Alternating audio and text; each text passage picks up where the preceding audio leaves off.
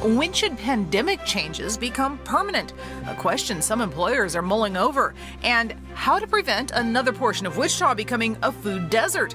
The answer may begin at home. Plus, an officer down, a community coming together, and questions about mental health. That's what we're talking about right now on Kansas Week.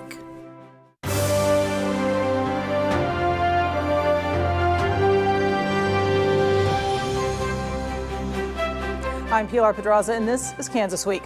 A police officer still in the hospital recovering from multiple gunshot wounds after a welfare check gone wrong. KAKE's Jackson Overstreet explains what happened last weekend.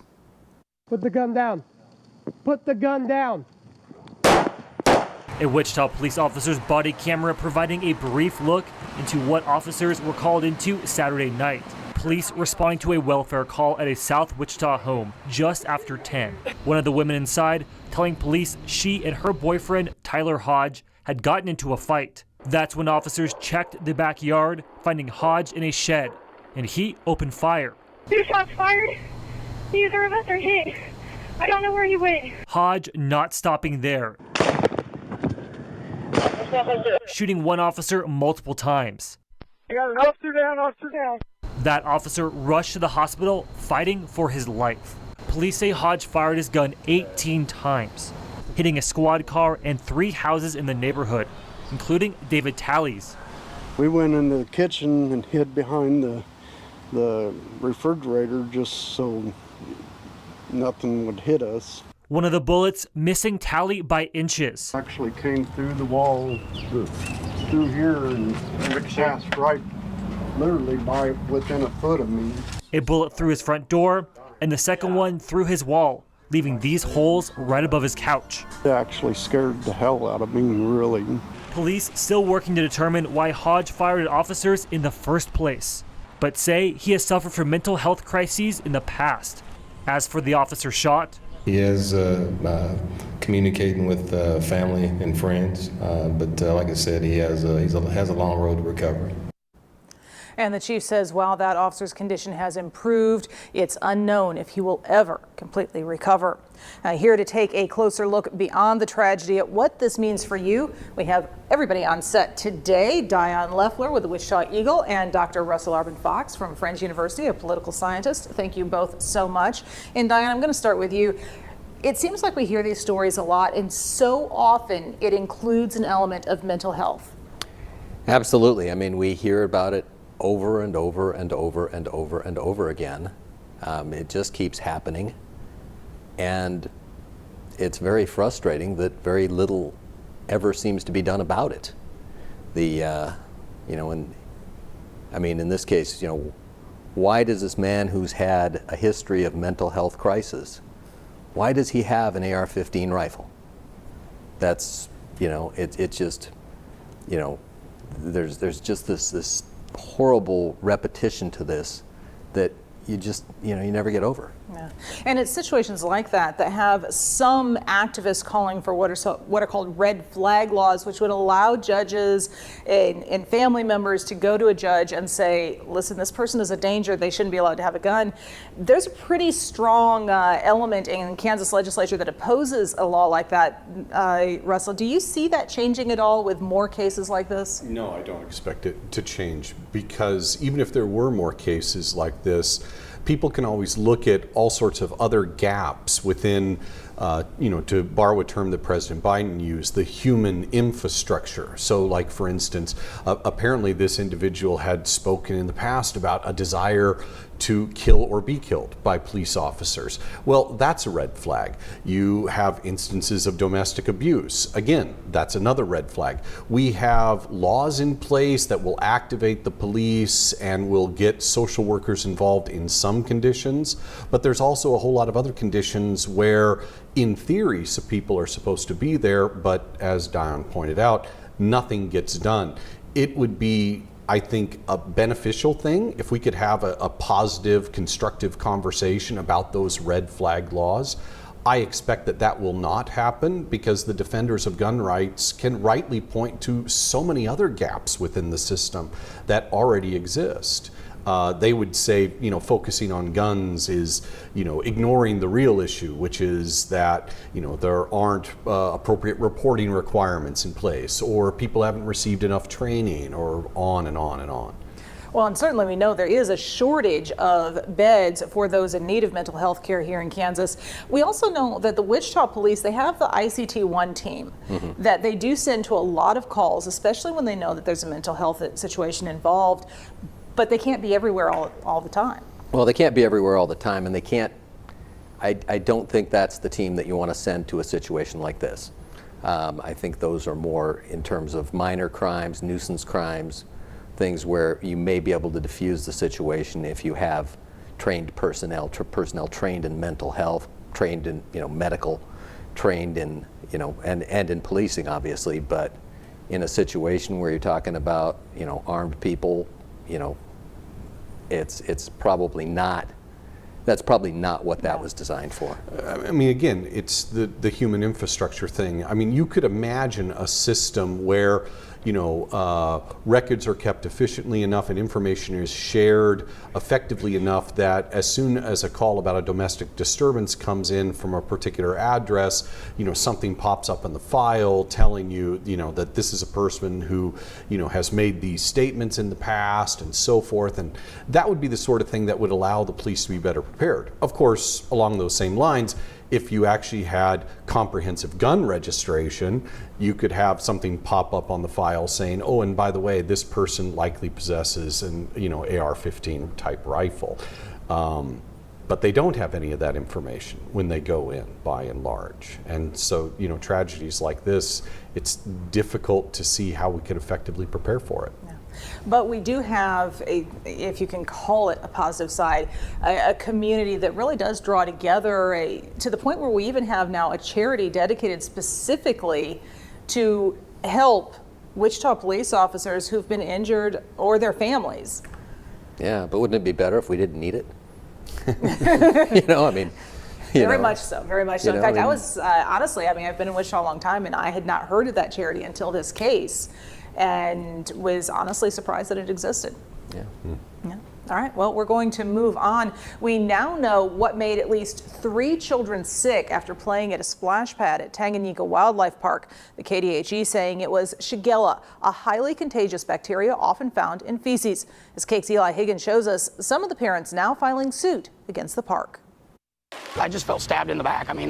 Just like I just said, why would you not shut the park down prior, knowing that there's the potential of a serious problem? Dallas Keller is one of many parents who says his son came down with a fever after playing in the splash pad at Tanganyika Wildlife Park. Tuesday, attorney Coleman Younger filed this lawsuit against the park, alleging that Tanganyika failed to maintain proper sanitary conditions and did not warn guests once they knew or should have known about the outbreak. It's important because of the community, and that's what we're here for. We're here for the Wichita community, the greater Sedgwick County community, and the greater community of Kansas. You hate to see something like this happen, but when it does, folks need to know that they'll be taken care of. The Kansas Department of Health and Environment now says it's found 3 confirmed cases of Shigella in kids who played at the park.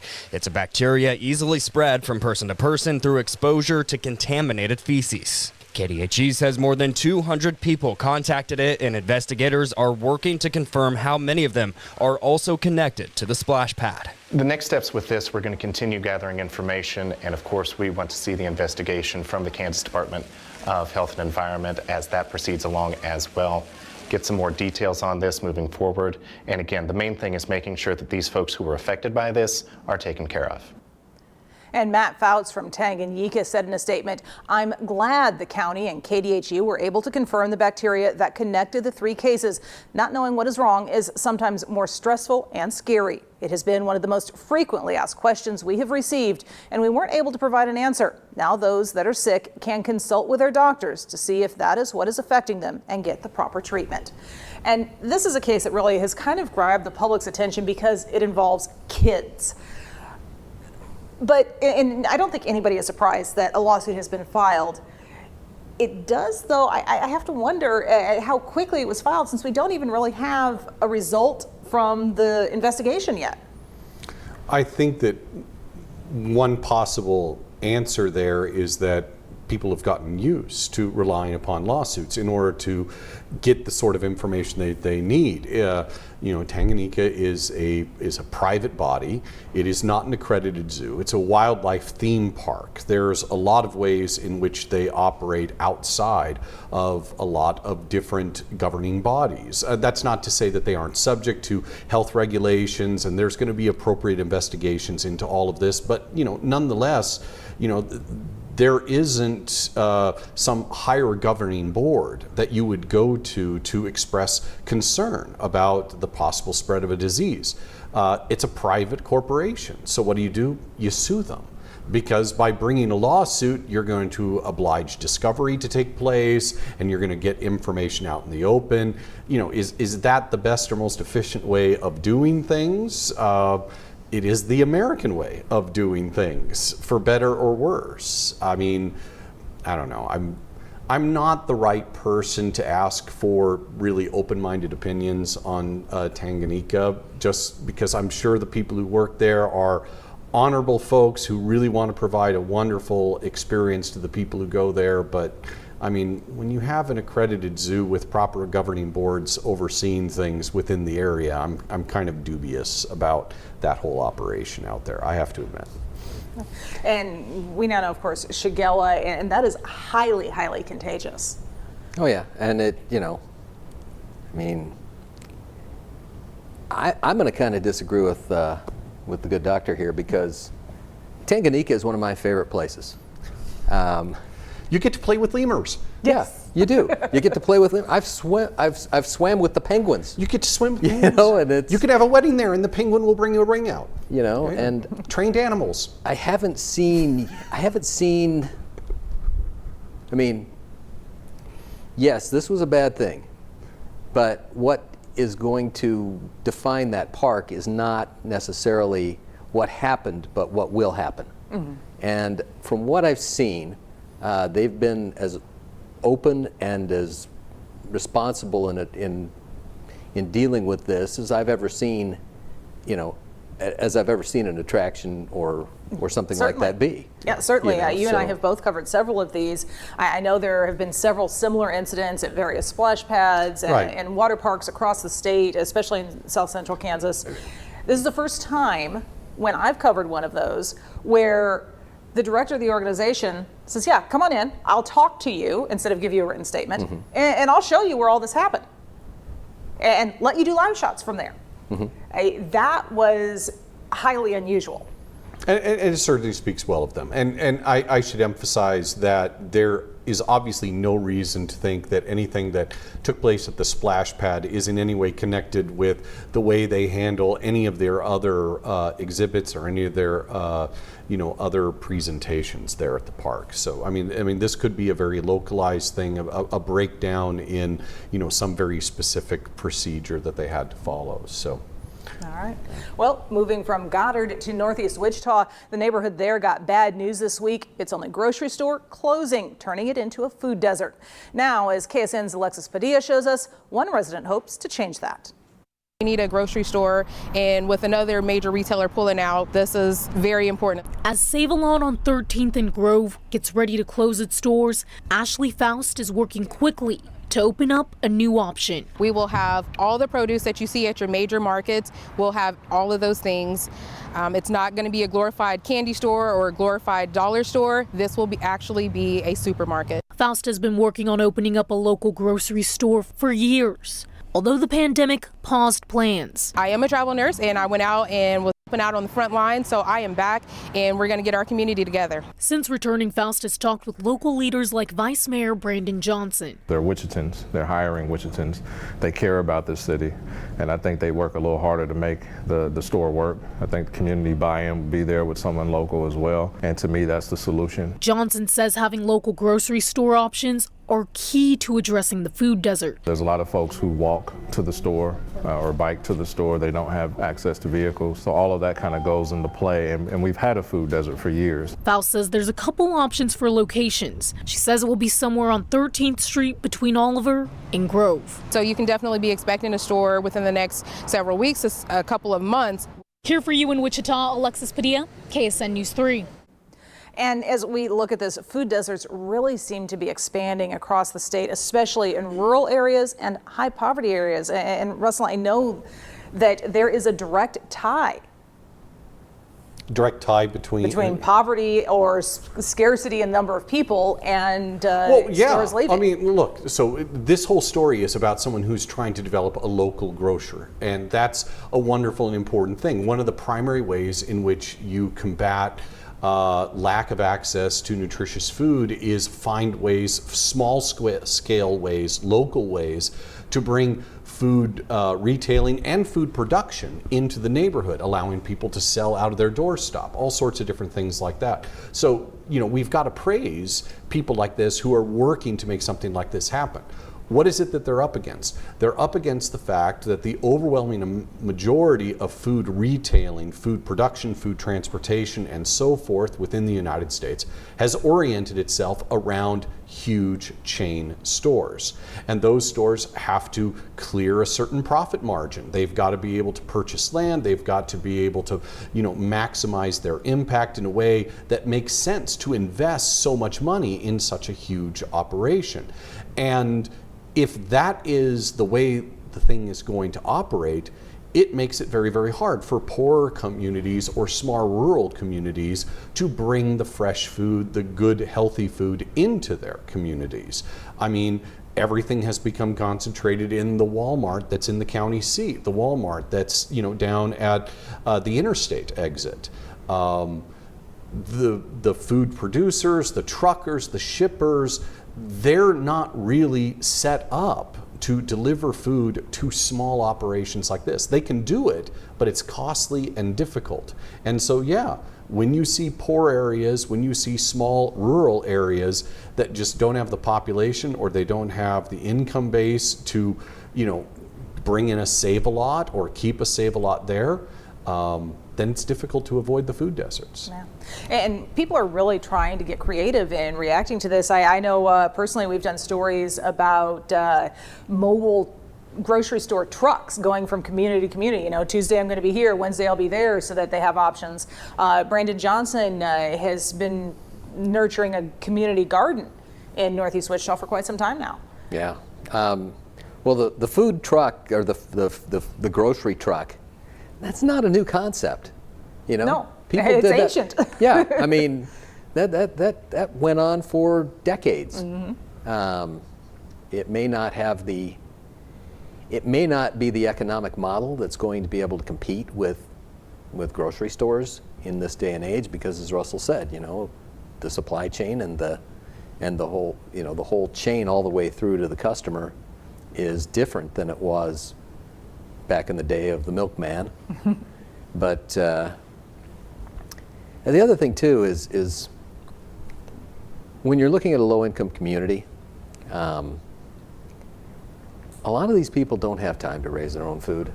True. I mean, they're working 3 jobs, or they're because they've got they got kids to take care of, and when they get done with their day, they work more hours in a day than than the people who, people like you and I. Yeah. They got hard lives, and when they get done, they got to go to bed. So it's Yep. it's hard to get up and and go tend your garden plot in your yard. Or it's hard to go and buy all the food that you would need in order to cook a meal. And so you've got convenience stores and you've got fast food restaurants that take up the slack, that provide the nutritional needs of these areas, except that they don't really provide the nutritional needs terribly well. Mm-hmm. Yeah. Which is why we have that direct connection between poverty and obesity, which is growing in this country. And we've talked about that before. Yeah. All right, well, we're going to move on. Many of us got used to working from home during the pandemic. Now, some want to keep doing it. And in a tight job market, employers are thinking about letting them. Kate's Bree Smith takes a look. I actually love working from home because I love the freedom that you have. Rachel Stull made the transition from in-person working to at home in February. She left a hands-on job constantly surrounded by people and is now a travel nurse recruiter. I can literally travel anywhere and work Like I was just visiting my parents for a week and I didn't even have to take off work because I just bring my laptop with me. Stahl says she saves money and time working from her apartment, but there are things she misses from being in the office, like the social aspect and the immediate access to coworkers if she needs any help. I will say it's kind of hard turning off work when you are at home, just because, like, for example, I live in an apartment and so my computers are in my room. One construction equipment company says it's grown during the pandemic, adding 10 new positions. The company recruiter thinks it's because it offers the luxury of working from home a couple days a week. Working from home is still very productive, and the flexibility that getting to work from home really made people happy. Stahl says she plans to work from home for years to come. A lot of jobs have found out that they can work from home and they have, you know, the necessary tools and things like that. With technology these days, I honestly don't think like half of the jobs need to go back into work. And this is something we've been hearing more and more about, employers getting more creative, trying to get people to come back. Is this, in your personal opinions, a permanent change that we're going to see in the job market, or is this just kind of a hiccup as we transition back from the pandemic? Russell? Okay, so I see a couple of different things. One, let's keep in mind, and this kind of picks up on the comment you just made, Diane, about, you know, people in low-income communities.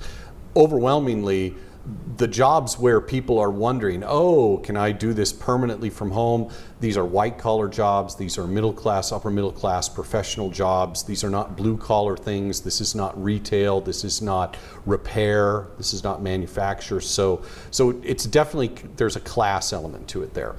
Amongst the class element, you've got some people that were already moving in the technological direction anyway. I mean, we've seen all sorts of examples of outsourcing has moved into more and more professional areas, telemedicine, telelaw, and so forth. But then you also have the final component, which is, do you really want to go into the office or do you want to stay at home? Amongst that group of people, I suspect you're going to see a strong push for folks to stay at home. That's going to be supported by people that provide all sorts of technological platforms, because it's been of benefit to their bottom line to get more and more people on Zoom, to get more and more people experimenting with creating their little home studios and whatnot. I suspect that you will see a push towards staying at home amongst this kind of select cohort. And then at some point down the line, people are going to start wondering about innovation, creativity, lack of social interaction, and maybe some new normal will emerge. But I think the consequences of the pandemic in getting people to work at home are still working themselves out. Bob? I hated it. I loved it. I just absolutely, I mean, my wife had to work from home, I had to work from home, we were constantly in each other's way. And you know, I got about 7 years of career left, and I'm not going to spend it in my boy's former bedroom. You know, I mean, it was difficult. It was, you know, you're watching a city council meeting on video. Yeah, that part I did not like. And it's like, okay, so I'm watching this video. Well, some guy gets up and speaks. I don't know who he is. Right. You know, I don't know how to spell his name. I have to spell his name right because, you know, we're a newspaper. And hey, you know. Even in TV, we got to spell the names right. The rest of the words, maybe not, but the names, yes. Fair enough. But, you know, it's just, I think that I mean, if somebody wants to work from home and they can and they'd like it, I'm all for it.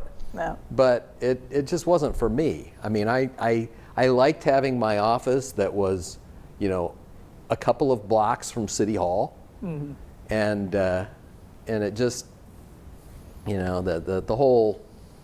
I mean, I worked from the office, even when I was the only one there. You know, so yeah. You know, this whole pandemic. I would just say really quickly that amongst educators, while there were some that obviously were able to use the technology very well, and there were students that were well served by homeschool, overwhelmingly educators and parents and students are kind of looking to get things back in person. Yeah, as a journalist, I enjoy being able to start off from home. I wanted to be at the actual events, but I cannot imagine doing it as a teacher. Yeah. And we're going to move on because we still got one more story to talk about. Finally, how much of a difference would it make to you if the government forgave $10,000 or more in student loans? As Hannah Baker found out, some students love the idea, but other Kansans, not so sure. I have like $12,000 in student loans right now. Jamaje Spencer, who's only been in college for a year, has racked up loans just to afford tuition. He says it would be a big step to be able to pay them off and be out of debt. Get a lot of that debt out the way and, continue on with my life, get back on track. The Biden administration is looking into possible ways to help eliminate student debt. Lots of options have been on the table, but one President Joe Biden has expressed support for would forgive $10,000 in federal student loans. I believe that it should be a case-by-case basis. I'm all for relief for people who have established an absolute need and have demonstrated an attempt to make the payments back. Another plan proposed by top Democrats is a possible $50,000 forgiveness plan, but President Biden says it's not going to happen. The idea of student loan forgiveness comes after more than a year of paused student loan payments because of the COVID-19 pandemic. Economics professor at Butler Community College, Dr. Noreen Templin, says there are pros and cons to the idea. Well, definitely the pro is that it will free up money for a lot of people. Of course, the con is going to be now we're taking private debt and we're transferring it to public debt. Students like Spencer say it would definitely help get back on his feet. Kids have a lot of problems of going to school and paying for it, so I feel like that would help a lot of students out the hole, really. Hannah Baker, Cake News on your side. And Russell, you're our educator. What do you think?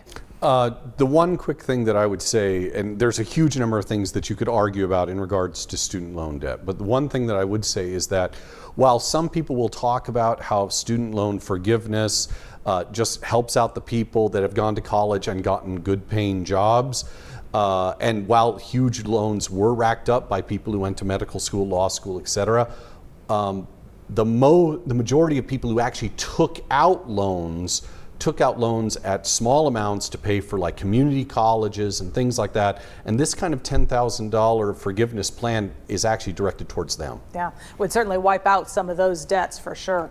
Well, Russell and Diane, thank you so much for joining me. It's been a joy having you both on set with me once again. We've also enjoyed having you with us. We'd like to thank our news partners as well at the Wichita Eagle, KSN News, and Cake News for sharing their materials with us. We'd love to hear your ideas for future shows. Just email us at kansasweek@kpts.org. For now, stay safe and have a great week.